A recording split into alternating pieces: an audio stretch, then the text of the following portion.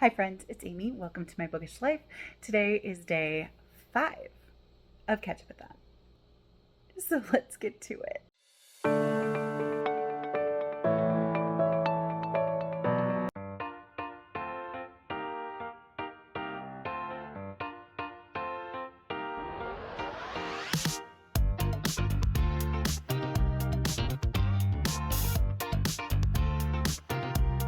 I've been editing day 4, which is really short, so it won't take me too long. And also, I am almost done with The Giver of Stars. I was kept reading and listening last night, and I am now on page 324,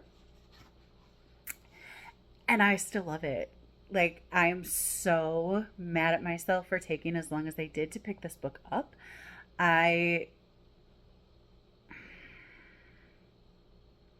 Ridiculous. I was so worried about the things that I heard about, like, the plagiarism controversy and things like that. And the more I looked into it, the more I was just like, I don't think this holds water. Like, it's just like two World War II books at the same time.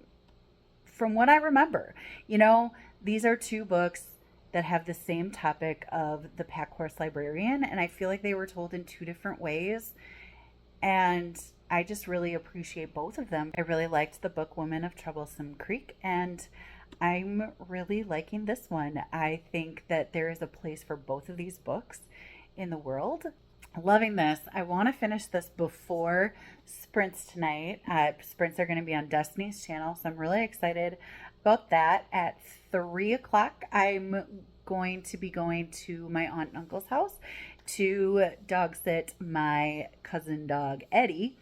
I'm very excited. That's the start of my day. Welcome to day 5.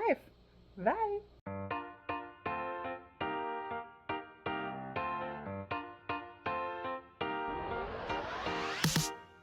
I just finished The Giver of Stars by Jojo Moyes, and I think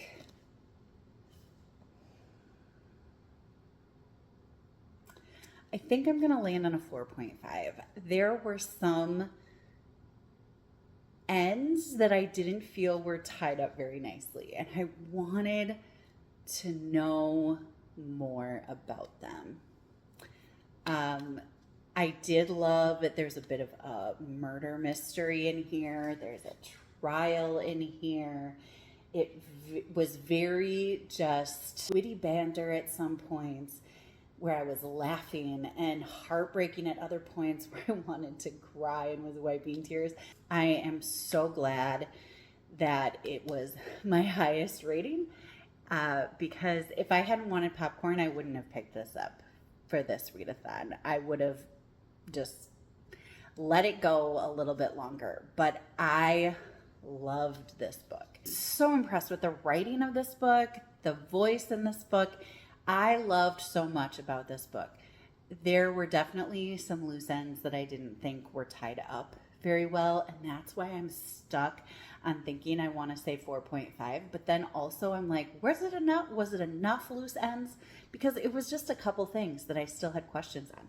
And I'm not a person that needs to have all questions answered in order to enjoy a book. So did it not answer so many questions that I don't know.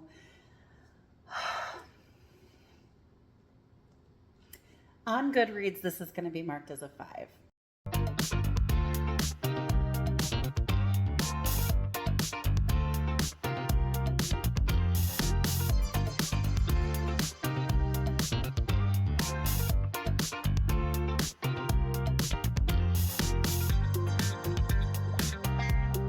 All right, so just to wrap up this vlog, I just finished sprints with Krista and Destini.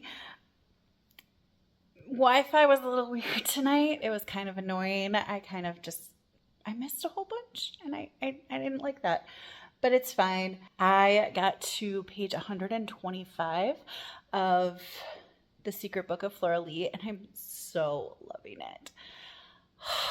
I just, love it. In the 1940s timeline, the girls, Flora and Hazel, are meeting the family that they're going to stay with during the Pied Piper, Operation Pied Piper. And they meet Brittany and Harry, and they are going to stay with them, and they just seem like the nicest people ever. Harry is actually he's their age. He's the son, and then Brittany is a single mom. And then in the 1960s timeline, we have Hazel's just going through it, and it's so, I just want to know what's happening. I want to know what's going on, and I don't know, and oh man. I wish I could read faster. I don't know. But anyway, I hope that your day has been fabulous. Let me know down in the comments how your Ketchupathon is going, how your July is going, how your week is going. I love chatting with you down there. If you want to let me know you were here but don't have anything to say, a book emoji for the secret book of Flora Lee would be wonderful. Commenting, liking, and subscribing really help my channel grow, and I so appreciate you for doing that. I hope you're finding something wonderful to read, and until next time, happy reading. Bye.